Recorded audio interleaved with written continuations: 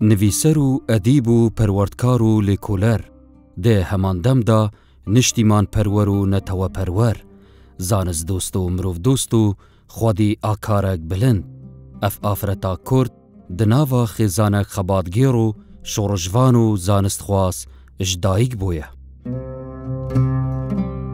ناهیده کچا دویه یا رفیق حلمی لبرواری 15 لسالا 1928 ریکفتا روژا چارشنبی دمجمیر چار ایواری لباجر کرکوک لدایک بویه.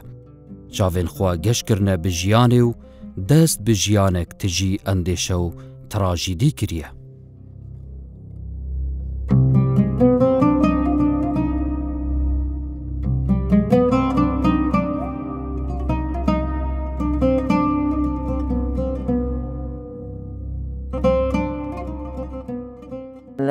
کرکوک لدایک بووە 1928 15 شوبات لە ڕۆژی چوارشەممە سەعات 4:30 باوکم نووسیوێتیەوە تاریخەکەی.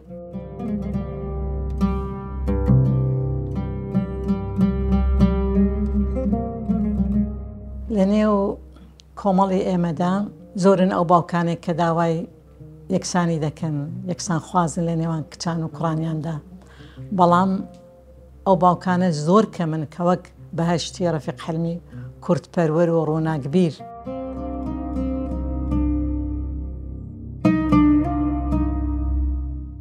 رفیق حلمی ناوێ کچاخوا لێ پەرتووکە ئاوێستایە زەردەشتیان ئینایە دەر بناوێ ناهیتە بەلێ دیڤدا هەر بناهیدە ناوبەریە بسەدەما هەبوونا دایک و بابێک ڕۆشنبیر ناهیدە ئەدبیتە شەیدایە خواندن و معریفەتێ.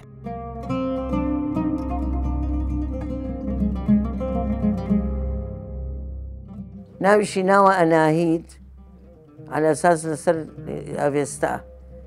دوایی پێیان تۆ تویان ئەناهید ناوی مەسیحەیە بیکە بە ناهیدە. کاتێک کە ناوی ئەناهیتای هەڵبژاردووە بۆ کچەکەی خۆی لەو ڕوانگەوە بۆکەوە دەیەوێت کە لە پووری کوردی زیندوو بکاتەوە، چونکە هەر ئەناهیتە بۆتە ناهیدە لە زمانی عەرەبیدا، هەتا وشەی نادیش هەر لە ئەناهیتەوە هاتووە، یعنی ئەو بۆ مەبەستە ناوی ئەناهیتەی بۆ کچەکەی خۆی خواستووە.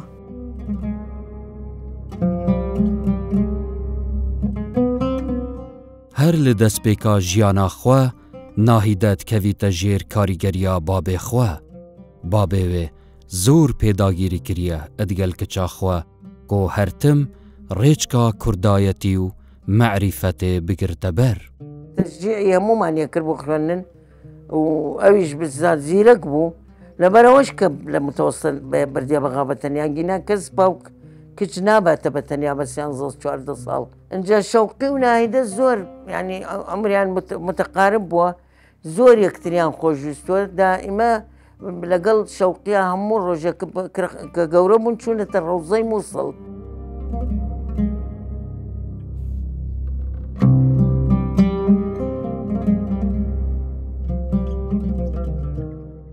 لە ژیانی ڕۆژانەی خۆیدا بە یەکسانی مامەلەی لەگەڵ منداڵەکانی خۆی دەکرد، هەم کچ هەم کوڕ. هانیدا هەتاوەکو بە یەکەم دەرچوو دوای ئەو چۆ ئەمریکا، لە دوای ئەو کچی سێیەمی نەجات ڕەفیق حەلمی بوو بە ڕێگایەندکارێک و لە هەمان کاتیشدا چیرۆکنووس بوو و چوارەمین کچی ژین خان کە لەگەڵەوەی دەستڕەنجینە شاعیر و نووسەریشە.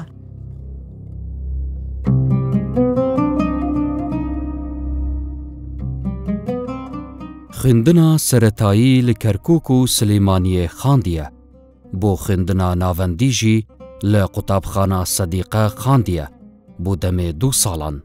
دیڤدا ئەچید بۆ بەغدا لە قوتابخانە ڕەسافە ددومینە. دیڤدا لە پەیمانگەها مەلیکە عالیە ئەدخینیت.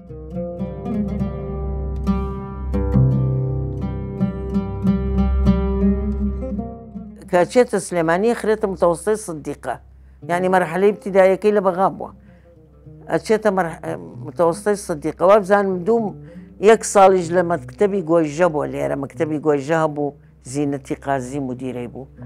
ئەنجا دوایی ئەچێتە متەوەسطەی سدیقە لە 1 و 2 هەموو ساڵێ دووهەم دەرچووە زۆر باش بووە.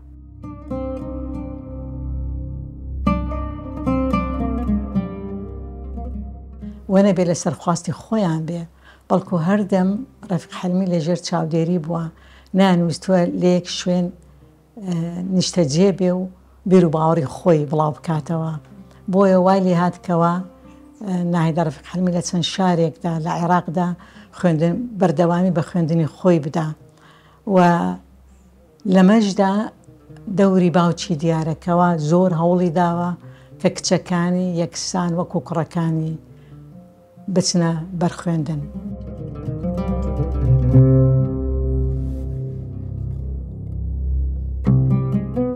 پشتی تەمامبوونا قۆناغا پەیمانگەهێ ئەدگەل خێزانەخوا چن بۆ وڵاتێ ئێران پشتی ڤەدگەڕێن تڕومپێلاوان ئەتهێت وەرگەڕان تەڤایە خێزانێ زامدارد بن بەلێ ناهیدە زیدەتر هەمیان زامدار دبە. پاش متەوەسطە سافا دەرەچێ بە دەرەجەی باش داخلی معهدی مەلیکە عالیە بە ثانویەت معهد المەلیکە عالیە 4 و 5 لە هین تەواوەکە لە معهدی مەلیکە عالیە کە ئۆتڵەی نیوەی ساڵ سەری ساڵە گەڕێتەوە هینێ خوێنێتەوە پاکیزە کارتەکەی بۆ چێ بە بەریدا بۆیە خوێنێتەوە لە تۆ یەکەم دەرچووی پێیان نەوتی ئەڵێ ناکەی چیان پێ نەوتم. وەکو من لە مامۆستا ناهیدەم بیستووە کاتێک کە پۆلی 5 ئامادەی تەواو دەکا باوکی داوای لێ دەکا چ دەخوازی ئەویش دەڵێ حەز دەکەم بچین سەردانێکی ئێران بکەین بۆ بۆنەیەوە هەمویان ڕوودەکەنە ئێران وەکو گەشتێک بۆ ئێران بەڵام لە گەڕانەوەیاندا ئۆتۆمبیلەکەیان وەردەگەڕێ و زۆربەیان بریندار دەبن بەڵام برینەکەی مامۆستا ناهیدە زۆر سەخت دەبێ و زۆربەی برینەکەشی لەسەر ڕوخساری دەبێ.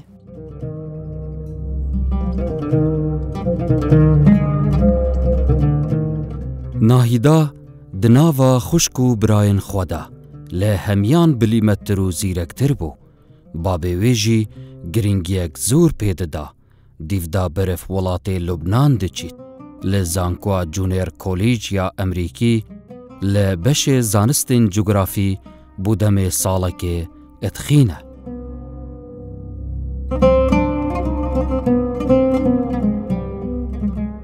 کە لە مەعهەدیژە نووسێ بۆ باوکمەڵێت دەرچووم زۆر باش بۆیە نووسێ نهنئك بنجاحك الباهر بعربي بۆ نووسێ لە بەسرا بۆ باوکم ئەڵێ ئەو جوملەیە قەت لە حیاتم لە بیرم ناچە خۆشترین جوملە بووە کە گوێم لێ بۆ لە باوکم. کچێکی زرینگە ژیرە دووربینە بۆیە من وا هەز دەکەم کەوە ڕاستە بایەخێکی زۆری بەوانی ترداوە بە کچەکان و کوڕەکانی بەڵام کاتێک کە ئەم پەسنانەی لە مامۆستا ناهیدە بینیوە زیاتر بایەخی داوەتێ زیاتر خستوێتە ژێر چاودێری خۆی بۆ ئەوەی بۆ ژیان پێ بگەێنێ.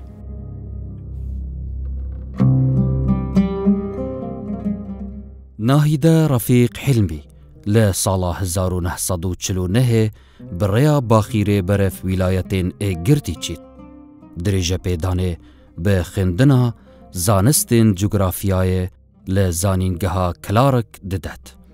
لە ساڵی خوێندنی 1946 و 1947دا بەهشتی ناهیدە ڕەفیق حەلمی لە تاقیکردنەوەی بە کەلۆریادا بە یەکەمی عێراق دەرچوو. استیمارات هات پڕیان کردەوە بۆی دەرچوو بەسە بۆ ئەمریکا بۆ 5 ساڵ ئەبێ بشتێتە بێروت 2 ساڵ لە بێروت لە جونێر کۆلیج دوای بچێ بۆ ئەمریکا. ئەوسا خوێندن بەو شێوەیە بوو نەدەبا یەکسەر ڕوو لە ئەمریکا بکە بەڵکو دەبا بۆ ماوەی 2 ساڵ لە زانکۆی ئەمریکی لە لوبنان وەکو ئامادەکاریەک بۆ زانکۆی کلارک لەوێ کۆرسەکانی تەواوکە. ئەو ڕۆژە ناهیدە بەرەف وڵاتێ ئەمریکا دەچە بابێوێ ڕەفیق حلمی هەتا بەردەرگەهێ فڕووکێ ئەدگەلدات بیت و ئەدبێژیت کچا من ئامۆژگاریا من بووتە ئەڤ ڕوێڤە هەموو بیرهاتنێن خوا بنوێسە لە هەر جیهەیەکێ بچی تۆمار بکە. بەڕاستی ئەو نەسیحەتە ئەو ناهیدە کردوێتی هەرچی حرەکەتێکی کردووە نووسیوێتی من چەند کتێبم نووسیەوە هەمووی معلوماتی ناهیدە وڕاقی هەر ئێستش ئەوەنەی کە نووسرێتەوە پێش مردنی ئیلاک بوو بە منێەوە وەرە تخوا بۆم بنووسە وەرە تخوا بۆم بنووسە بخوا حەو کتێبی کە نووسیتەوە بەرەو فڕۆکەخانەی بەغدا دەڕوا بۆ ئەوەی لەوێەوە ڕوو بکاتە ئەمریکا هەموو خاو و خێزانی هەمووی لەگەڵی دەچن بۆ ئەوی خواحافیزی لێ بکەن یەک لەوانە باوچی دەبێ لە بیرەوەرەکانی خۆیدا دەڵێ کاتێ کە باوکم منی بەڕێ کرد هاتە ناو فڕۆکەکە پەراوێکی بچووکی دامێ لەگە پاندانێکی زێڕین گوتی ناهیدا هەرچی دەیبینی دەیبیسی بینوسە چکە بۆ دوا ڕۆژ لە داهاتوودا بۆ تۆ زۆر بە سوود دەبێ.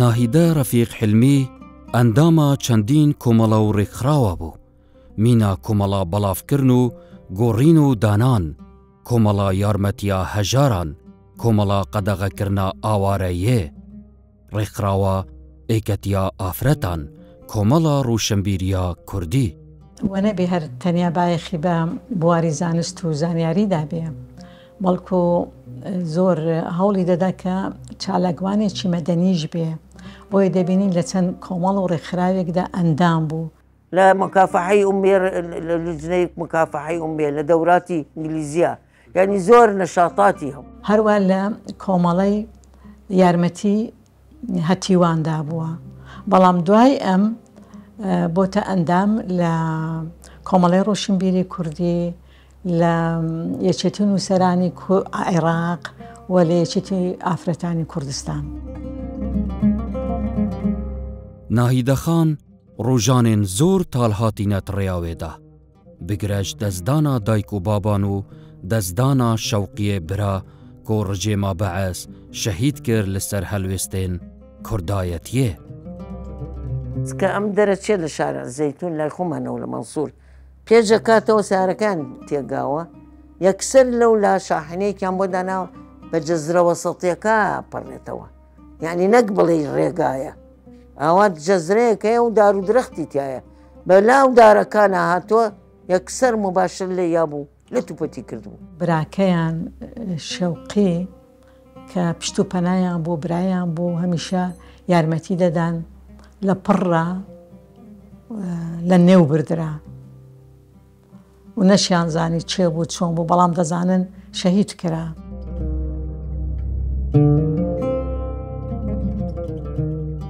ناهیدەخان ئەدبیتە نویسەرە گەلێک بلیمەت ئەدبیاوێن جودا جودادا خۆدی دەهان بەرهەمە لە پەرتووک و بەڵافکردنا بابەتان لە ڕۆژنامەیەن جودا یەن کوردی و عەرەبی.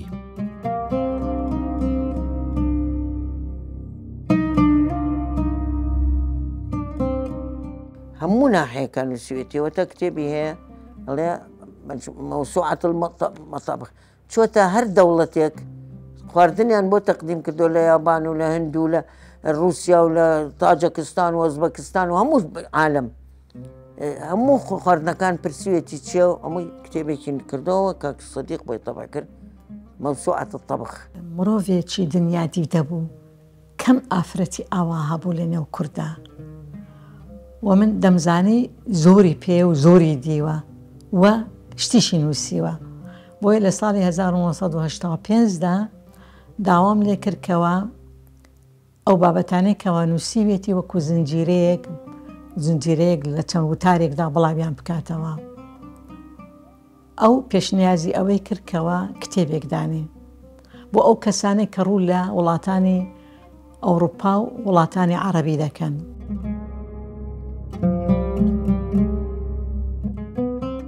لە ساڵا 1954 ڤەدگەڕێت بوو بەغدا ئەدبیتە مامۆستا لە خانەیە پێیگەهاندنا مامۆستایان پشتی هنگی ئەدبیتە سەرپەرشتیارە پەروەردەیی ئەدبیاوێ پەروەردەییدا بۆ دەمێ 22 ساڵان خزمەتێ دکات دیڤدا بە سەدەما هەلوێستێن مەردانەیەن کوردپەروەری ڕژێما عێراقێ وێ هایدار دکەن کۆ یا هاتیە لادان لەسەر کارێ وێ. تعینەکرێ بە مفتشەی ابتیدایی لە وەزارەتی تەربیە. دوای ئەوە بە فترێک داوای زەمالەیەکە لە پێشا تەفتیشی بەغاکە ئەو فترەیە هەمووی مەکتەبەکانی بەغا. دوای ئەوە تەلەبی زەمالەیەکە بۆ هۆڵەندا. خوێندنی خۆی لە زانکۆی کلارک بەسەرکەوتووی کۆتایی پێدێنێت و ڕوو لە بەغدادەکە لەوێ یەکسەر دەکرێت بە مامۆستای بابەتی جوگرافیا. چەند ساڵێک لەوێدا مامۆستایەتی دەکە، بەڵام لەبەر لێ هاتوویی دوای ماوەیەک دەیکەن بە سەرپەرشتیاری کارجێڕی بۆ قوتابخانەکانی سەرەتایی، بەڵام لە دوای چەند ساڵێکدا دەبێتە سەرپەرشتیاری قوتابخانەی ئامادەیی. ناهیدە لە ساڵا 1960 باوەڕنامە دیبلۆمێ لە پەیمانگەها زانستên کۆمەڵایەتی لە زانینگەها لاهای لە وڵاتێ هۆڵەندا بەدەست ئینە. vêre jî zor bi zîrekan e dîraseta xwe bi domahîk îne. بەوە نەوەستاکەوە تەنیا بە کەلۆرۆسی هەبێ، بۆیە ئارەزوی ئەوەی دەکردکەوە بڕوانامەی تر بەدەست بێنێ. بۆیە لە ساڵی 1960دا ڕوو لە لاهای دەکە بۆ هۆڵەندا، لەوێ دیپلۆمێکی باڵا لە بوارەکانی پەروەردە بەدەست دێنێ. هەوڵی داکەوە چەند ساڵێک لەوێدا بمێنێتەوە، نزیکەی 2-3 ساڵێک دەمێنێتەوە، بڕواناوی ماستەر وەردەگرێت لە پەیوەندەکانی نێودەوڵەتی و ئەوە یەکەم کچی کوردەکە بڕوانامە لە بابەتێکی ئاوا گرنگدا بەدەست بێنێ. ناهیدە ڕەفیق حلمی ئەژبلی نویسەریێ لێکولەرێک ئەبهێز و خودانشیان بوو ئێک بوو لە ئافرەتێن دەکمەنێن کورد کۆ لە ساڵانên پێنجیا لە چاخێ بووری خەبات کریە لە بیاوێ دووزا گەل و ملەت و جڤاکێ خوە. کتێبێکی دانا بە نێوی ڕێبەری ڕێبوار بە زمانی کوردی، عەرەبی و ئینگلیزی. 3 ساڵ خەریکی بوو، زۆر ماندوو بوو پێیەوە. لە ساڵی 1980دا لە بەغدا لە دەستگای ڕۆشنبیری و بڵاوکردنەوەی کوردیدا چاپ کرا. جا دوای ئەم دەستی پێکرد کە وتار لە هاوکاری لە ڕۆشنبیری نوێ لە بەیان لە عێراق لەو کۆوارانەدا بڵاو بکاتەوە. جا زۆربەیان بە زمانی کوردی بوو، بەڵام بە زمانی عەرەبیش. ناهیدە لە بیاوێن ئەدەبی و جڤاکی و جوگرافی و سیاسی، مێژووی و گژوگیایی بەرهەمێن خوا وەک پەرتۆک نوێساینە و پێشکەشکردنە. لە زمانە ڕێبەری ڕێبواری هەیە بە قاموسی کردو بە تورکی و عەرەبی، و قاموسێکی هەیە بە عەرەبی و کوردی، قاموسێکی هەیە عەرەبی و ئینگلیزی و کوردی. ڕێبەری ڕێبوار چەند نوسخەیان لێ تەبع کرد و هەموو بە بەلاش بۆ خۆیان نینیان کرد. بۆ وێنە دەبینین خەمخۆری ئەوە بووەکەوە کاتێک کە کورد نەخۆش دەکەوێ کتێبێک نییە لە بەردەستی بۆ ئەوەی بیخوێنێتەوە. هەر بۆیە چوو کتێبێکی دانە بە ناوی نەخۆشی شەکرا. ناهیدە ڕەفیق حلمی دمیانە گەڕیانێن خوادا ئەتکارە فێری هەر ئێک لە ئەزمانێن عەرەبی و ئینگلیزی، سویدی و فەڕەنسی ببە. ئەزمان زانیاوێ فاکتەرێک ئەبهێزە کۆ ڕۆشنبیریاوێ گەلک و گەلک بەرفرە ببە. ناهیدە خان لە پرانیا وڵاتین جیهانێ گەڕیایە، مینا هەموو وڵاتین ئۆڕۆپی، باشوورێ ئەفریقیا، هەموو وڵاتین عەرەبی، تورکیا و ئێران، یابان و چین و هند، ئەندەنوسیا و مالیزیا و تایلەند و فلیپین. لەبەرەوەی خۆی جۆگرافی ناز بوو، حەزی دەکرد وەکو جوگرافی ناسێک وڵاتەکانیش بە چاوی خۆی ببینێ و تێدا بژی. ناهیدە کورتپەروەر و دلسۆز بوو بۆ دووزا ڕەوایە ملەتێ خوە، پەیوەندیên خێزانی یên تونندۆتۆڵ ئەدگەل بابێ ڕۆحیێ نەتەوێ کورد مەلا مستەفا بارزانی هەبوون. لە ڕۆژە سەرساڵا کوردی ناهیدەخانێ ئەف یادە ساختکەرەوە لە وڵاتên بیانی بە پۆشینا جلوبەرگên کوردی و هەلکردنا ئاگرê نەورۆزê وەک ڕۆژێک پیرۆز هەژمار دەکرد. لە نەورۆزە لە سوید حەفلەی نەورۆزی کردبووە ئەندام پەرلەمانەکانی سویدیشی داوت کردبوو دکتۆرەکانی خۆشی. ئەوەی کە من لە مامۆستا ناهیدەم بیستووە کەوا پەیوەندێکی بەتینی هەبوو لەگە بنەماڵەی بارزانی نەمر تایبەتی ئەو کاتێکەوە لە بەغدا بوون و لەسەر ڕێڕێوی ئەودا ڕۆیشتووە و پشتگیری لێ کردووە هەر بۆیش دەبینین بۆ بە ئەندام لێچێتی ئافرەتانی کوردستان کە وتیان نەما ناهیدەی شیرین چوو بۆ لای شەوقی و بۆ لای فەرەیدون کە هاتمەوە دیم جێگەت بەتاڵ بوو بناری بێدین بەسەر تازاڵ بوو.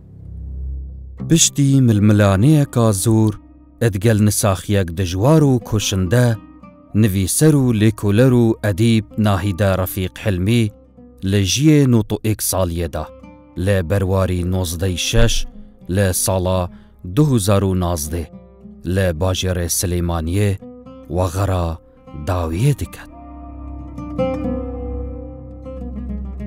مامۆستا ناهیدە لە کاتێکدا خۆی پێگەیاند هەموو دنیا گەڕا کە زۆربەی هەرێ زۆری ژنی عێراق نەخوێندەوار بوو. بەڵام ئەو چەند بڕوانامەیەکی بەدەستهێنا چەند پلۆپایەکی بەدەستهێنا لە چەند ڕێکخراوێکدا کاری کرد زۆر چالاکوان بوو بەداخەوە کەسایەتێکی ئاوا مەزن ماڵ ئاوایی لێکردین. من لێرەدا پێشنیازی ئەوە دەکەم کە بنکەیەکی زانستی یا ڕۆشنبیری بە ناوی ئەو بکرێ و لە هەمان کاتیشدا بۆ ئەو چوار خوشکە کە دەورێکی زۆر ڕێبەرایەتیان هەبوو لە نێو کۆمەڵدا پەیکەر بکرێ بە تایبەتی لە شاری سلێمانیدا.